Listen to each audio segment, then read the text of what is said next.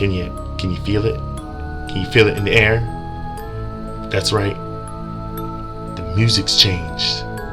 Oh, scary. Oh, shiver my timbers. Shut up, man. Yo, what is up, guys? This Kid Beast here with the random Reddit readouts. Yeah, that's right. I don't know if you guys can tell with the way that the music has changed. We are going to be reading some scary stories today, something that might be a little bit bone chilling. I'm going to be uploading as many times as I can with as many scary stories as I can. I do freaking love Halloween. It's one of my favorite holidays, and I feel like I want to share some of these scary stories with you that kind of made me feel a little bit chilled out. I want to thank you guys so much for clicking on this video, and if you like the content, please leave a comment. Let me know if you guys want me to read another different subreddit, and I'll check it out whenever I can. I hope you guys have a great day, and I will see you guys at the story.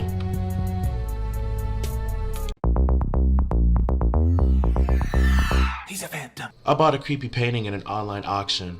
There's something horribly wrong with it. I've always loved creepy shit.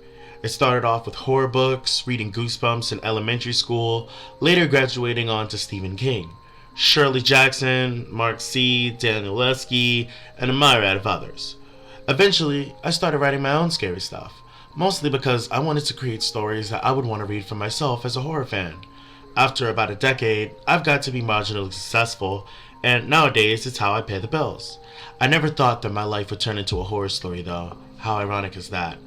Some people decorate their houses with colorful vases stuffed with flowers, Norman Rockwell paintings, knickknacks, and crystal sculptures of dolphins and fairy princesses.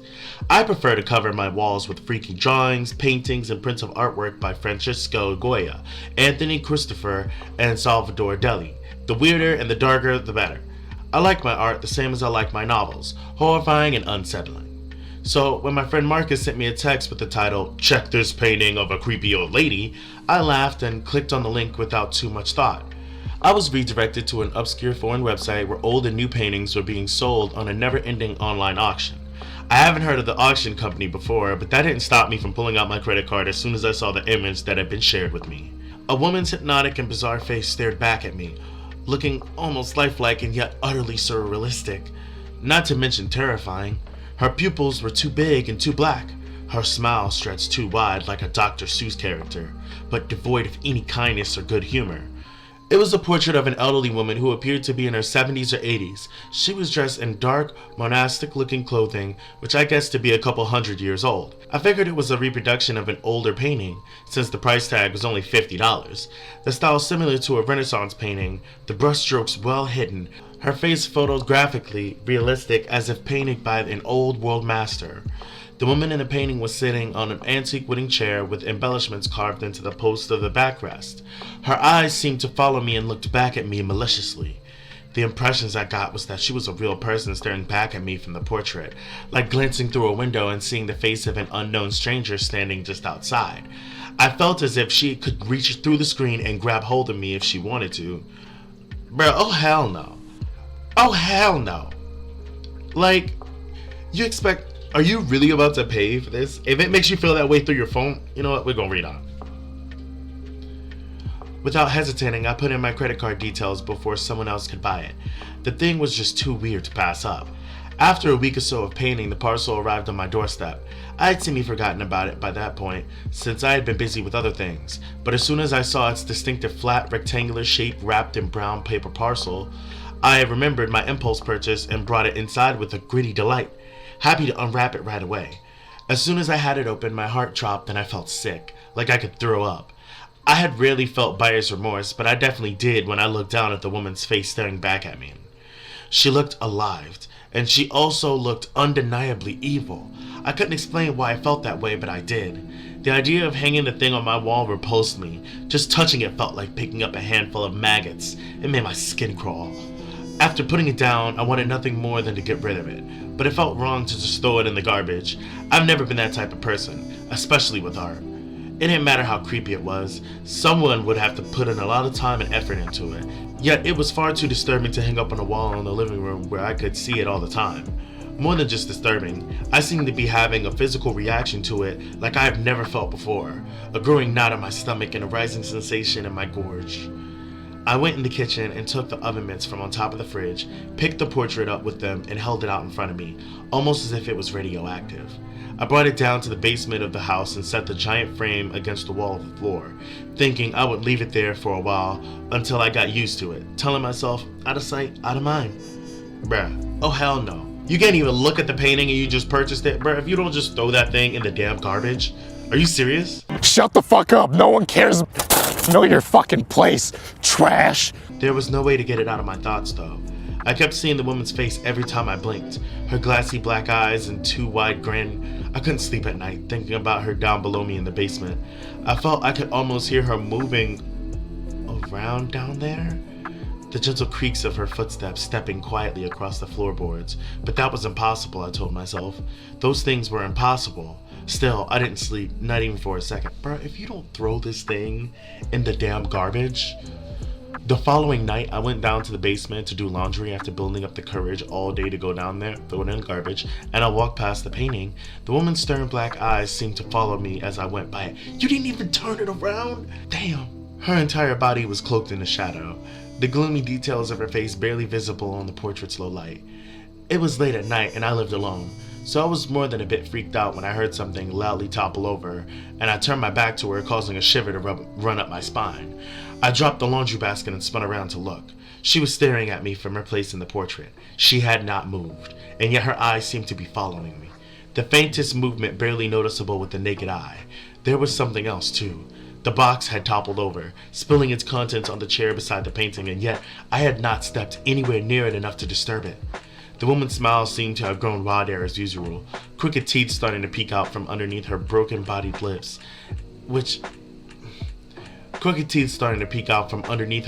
bloody lips. Had those looked like that before, but maybe that was just my imagination. I decided not to look closer. I imagined her suddenly climbing out of the painting as if I leaned in to inspect it, crawling out of the frame like the girl from The Ring, and racing towards me quickly on all fours. Shaking that image from my mind, I picked up the pen again and reluctantly turned away. I quickly put the laundry in the washing machine, turned it on, and then walked past her again on my way back upstairs. There was no mistaking it. Her grin had stretched wider, and beneath that I saw a long row of teeth, dirty, crooked, and utterly inhuman. I was very unsure. It hadn't looked like that before. Was I seeing things due to my lack of sleep? I wiped my eyes and blinked, examining the painting again. No teeth, and yet I had been so sure a second earlier. You're going crazy. She is hot. Bruh, she's changing faces, bruh. What the hell? Unable to stand looking at it for one more moment, I decided to do something. My heart was beating rapidly in my chest and my hand was shaking as I reached down and flipped the painting around. Now you take it to the garbage. So that it faced the wall. Oh, you're just gonna leave it there. Okay. Her smile seemed to shrink a little bit. Her eyes followed my hand, brows furrowing as she looked up at me, reaching over to grab the top of the picture frame. Yo, can you imagine? Like, this thing just looking at you, and it's like, I'll get you, bitch. Get on the ground. this how you gonna do me? And I'd be like, yo, now I'm taking it to the garbage. Oh my gosh. My skin crawled again when I touched it. I fought through the urge to retch and spun it around quickly as if it would burn me if I held on for too long. When she was facing the wall, it felt no better, only more uneasy, as if I had turned my back on a deadly enemy. Again that night, I heard someone in the basement moving around, walking from room to room. I was just glad she didn't come up the stairs, but I had the feeling she would, and soon. That whole night I stayed awake, listening for the footsteps. Every so often I would hear them, and every so often there would be a titter of muffled laughter, bemused and unsettling. The next morning I called a friend over. I needed someone else to look at it, to make me feel less alone, I suppose. I was hoping the presence of another person would make things better somehow, but I was wrong. My friend Brent came by and I brought him down to the basement immediately. He took one look at the painting, which was now mysteriously tipped over, facing upwards, then walked straight out of the room saying, nope, yup, see, he's smart, bruh. He's smart. My boy looked at it, he didn't have to look at it. He just felt the presence, he was like, nah, I'm Gucci. Flip flops. He went back to the stairs and out the front door of the house. Much to my amusement, I followed him and stood with him on the front steps. Brent was out there with his hands on his knees, bent over and looking oddly out of breath. Gosh damn. But then I realized he wasn't just short of breath, he was completely terrified. Like, where the hell did you get that thing? He asked, his speech fast and stuttering. You can't keep it. You can't. It's evil. Possessed. It looked right at me. How can you sleep with that thing in your house? Britt hadn't started since back in elementary school, except the odd time when he was really stressed out. He'd seen speech language experts for years and had eventually cured himself of the speech disorder. It only came out when he was really upset. I haven't slept a wink since I got that thing. He looked me dead in the eyes. Get rid of it! I told him I would, with every intention of throwing it in the trash or burning it after he left. But for some strange reason, I could not. I decided I had to do something with it first. I needed to find out some answers. The next day, after restless nights of tossing and turning, I brought the painting out to my car. We were going to go for a little drive together. I had it wrapped up in a blanket, but the portrait was covered up so nobody could see it, mostly because I didn't want to look at it, especially while I was driving. There was an art expert about 2 hours drive from my house. I looked him up online and found he was a very well-established authority on all things creepy and disturbing. It had taken a while to find someone with his reputation, the better part of the previous day in fact. While I drove, I looked back at the painting in the rearview mirror occasionally. From underneath the blankets, I could have sworn I saw subtle movement. The bend and ripple of the sheet kept catching my eye and distracting me from the road ahead. It could have been the wind, but it wasn't. I was certain of it. My, you've got yourself quite an antique by the looks of it, the man said, beginning to pull the blanket to reveal the gilded frame. I realized I was holding my breath, closing my eyes, waiting for his reaction when he saw the horrifying woman in the portrait. But when he finally gasped in astonishment, I realized it was not of a fearful sound, but one of admiration. Remarkable. Opening my eyes, I looked at what he was seeing. The face of the woman in the portrait was not the same. I did a double take and wondered for a moment if he had switched them out when I wasn't paying attention, but no, it was the same frame, the same woman in the portrait, only her expression had changed remarkably. Instead of the horrifying smile, she was more of a benign look on her face, a passive, good-natured smirk that I was unaccustomed to seeing on her. Yo, this painting switched up, bruh. You need to burn it. This thing is a demon, bruh. Come on. Come on. What's not clicking? Whatever your name is. What's not clicking r/nosleep? Give me the burning oil right now. Magnificent chiaroscuro. That's a technique which involves heavy-handed use of the shadows and darkness with a little light, in case you aren't familiar. But the brushstrokes, my goodness, utterly invisible, he said, holding up a loupe to examine it closely. It looks as if she's almost alive. Someone went to a lot of trouble to make this. Do you have the provenance? The what? I should have known the word did, in fact, but was far too tired to remember what it meant at that moment. I'd now gone nearly 4 full days without sleep and was dead on my feet. Any idea of its origins? Any idea of its origins or its age? No, sorry. I got it online at this site. I said pulling out my phone and trying to show him, but the website no longer existed as far as I could tell. Weird. I guess it's down for right now. I'll send you the URL. He thought about it for a few minutes, going over the painting with various tools and magnifying lenses. Ah, here's something, he said excitedly. What's that? I asked. Damn, I can only see part of the signature. I'll have to take it out of the frame. Can you leave it with me until tomorrow?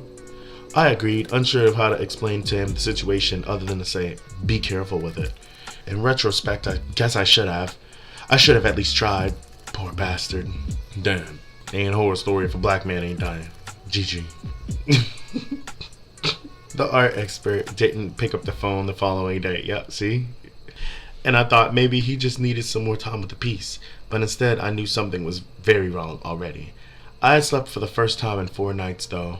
No longer hearing the footsteps creaking on the floorboards beneath me anymore, and I wanted one more night of peace before hearing the truth from the man I had left the picture with. Selfish, I know. In retrospect, I was just terrified to go back there. Who knew what I would find? After one night of rest, I called the art expert again, and once more I received no answer, no call back. Getting worried for the old guy now, I got in my car and started driving first thing in the morning. I didn't eat breakfast, feeling like I would throw it up if I did. Despite the lack of food in my belly, it felt like there was a cinder block sitting inside of it the whole drive there. I had just hoped that he was okay. When I arrived at the man's studios, I found the front door was unlocked. I entered the small foyer and found it dark and empty inside. He did not come out to greet me this time, and a sense of dread I was feeling continued to grow and swell inside of me. With slow, careful steps, I began to walk through the foyer towards the door where his studio was kept. That's where I had left him, and I had hoped that I would open the door to find him standing there working on something. I no longer cared about the painting. In fact, I had hoped that he had destroyed it in my absence. That way I wouldn't have to do it. Why can't you do it? Should have brought a lighter. It's a freaking deodorant. Burner. She went up on you, flamethrower. The last 2 nights had given me a clearer mind, and the sleep had afforded me the perspective and insight into the situation. The thing had to be destroyed, but it had some power over me which had prevented me from doing so. I had been tricked into hanging onto it and showing it to more and more people. Pushing open the door of Mark's studio, I went inside the next dark room. "Hello?" I called out in blackened space. A soft gurgling noise responded. It sounded bubbly and wet. I reached over towards the light but found it no longer worked. The room stayed drenched in darkness, and then I heard the same familiar titter of laughter I had heard from my basement. Her. My heart now pounding in my chest, I had swallowed a dry lump in my throat, reaching for my phone. I pulled it out and tried with trembling fingers to turn on the flashlight app. My hands were shaking so badly I dropped the phone. I bent down to pick it up and heard movement in the darkness. It was getting closer. There was another sound as well, a soft drip, drip, drip, like a leaky roof, only coming from several different places. Picking up the phone from the floor, I managed to unlock it as I felt the presence move past me in the darkness. The air around me suddenly felt cold as a winter's night, and I found myself shivering and shaking even more as I finally got the flashlight turned on. The light came on, casting the room on its harsh white glow.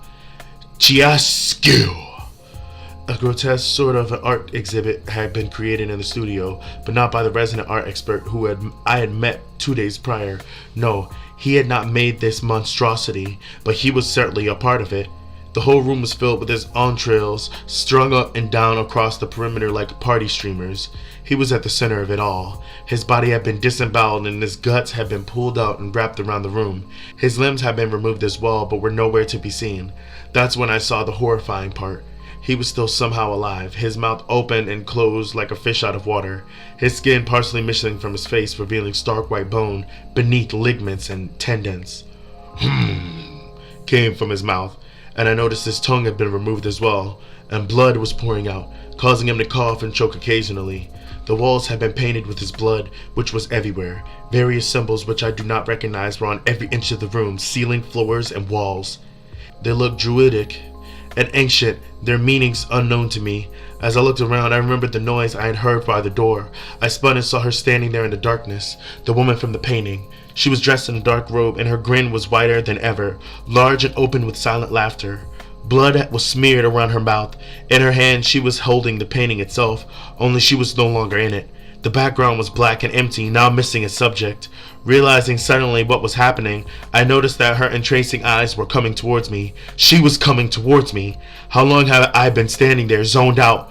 The only thing which had snapped me out of it was the gurgling screams of the art expert, sounding desperate and terrified. She had the picture frame out in front of her as if to capture me in it. My heart beating fast, I did the only thing I could do. I shone the flashlight straight in her face, hoping that it would be her weakness. A creature born of the shadows and of darkness, I thought maybe the light would do something to stop her. It worked. The second glare hit her in the eyes, and she had her hands up to shield her face, covering it with the picture frame. But her hands continued to burn and sizzle like a vampire in the sun. She still continued moving towards me. Terrified, I backed up, tripping over the chair and falling to the floor. The phone fell from my hand and scattered away, in the direction of the art expert. His face was lit up, looking at me with a harsh glow. "Bosh-snitch!" he yelled, struggling to speak without a tongue, looking close to death from blood loss. He was looking at the wall, and I could see the light switch there. Struggling to my feet, I saw she was nearly on top of me, and I heard her quietly whispering some sort of prayer or chant under her breath. I ducked away just as she brought down the portrait where my head was moments before. I had the feeling if I hadn't gotten away, I would be stuck inside the painting now, just like she had been. In the dull light, I managed to find the light switch on the nearby wall with my hand and flicked it on, casting the entire room in a harsh, white, artificial light. The woman from the painting screamed, her skin boiling and steaming in the glow of the fluorescence. Boils and blisters bloomed and burst on her skin, pus and blood running out of the rivulets. Covering her face with her robe, she ran out the door and fled. She was about to catch fire, judging by the looks of it. I hoped she would leave, but she didn't. Her footsteps stopped just outside the door. Oh my gosh, she's waiting for you. No. She's still out there on the foyer, waiting for me in the darkness, waiting for the sun to go down, waiting for me to try and leave. I can hear her pacing as she waits for me to come out. The next subject for her painting. The art expert is dead now. He stopped breathing a few minutes ago. It's just me left, with his bloody guts strewn about the room, strung up like a giant intestinal spiderweb all around me. The drip, drip, drip begins to slow down as his blood coagulates, and the blood-painted symbols on the wall begin to move and shift and morph as the one working fluorescent bulb in the light flickers and suddenly goes out. I really wish I had burned that damn painting. That's the story from r/nosleep. That's a GG. We never learned this person's name. We learned about Marcus and Brent and a random art expert. I'ma call him James. Like, I just don't get it, bro. She literally left this person ready. She's like, yeah, I'm waiting for you. We gonna have a little party when you get back. You the only one that hasn't shown up. Like, I mean, she was waiting for you. I don't know why you writing this story. I would have been calling 911. I mean, it's gonna take like 10 minutes for them to get there. But, you know, flashlight. You better get one of them keychain flashlights. Give it that whole. But anyway, I want to thank you guys so much for checking out this video. I hope that you guys have a great day, and I want you to leave a like and a comment if you can. I'll go ahead and like your comments, and I will respond if you have any stories that you want me to read. I had actually gotten this story from r/nosleep, as I had proclaimed earlier on in the video. I'll leave a link to the Reddit story, and I want to thank you guys so much for checking this out. I hope you guys have a great day, and I'll catch you later. Peace!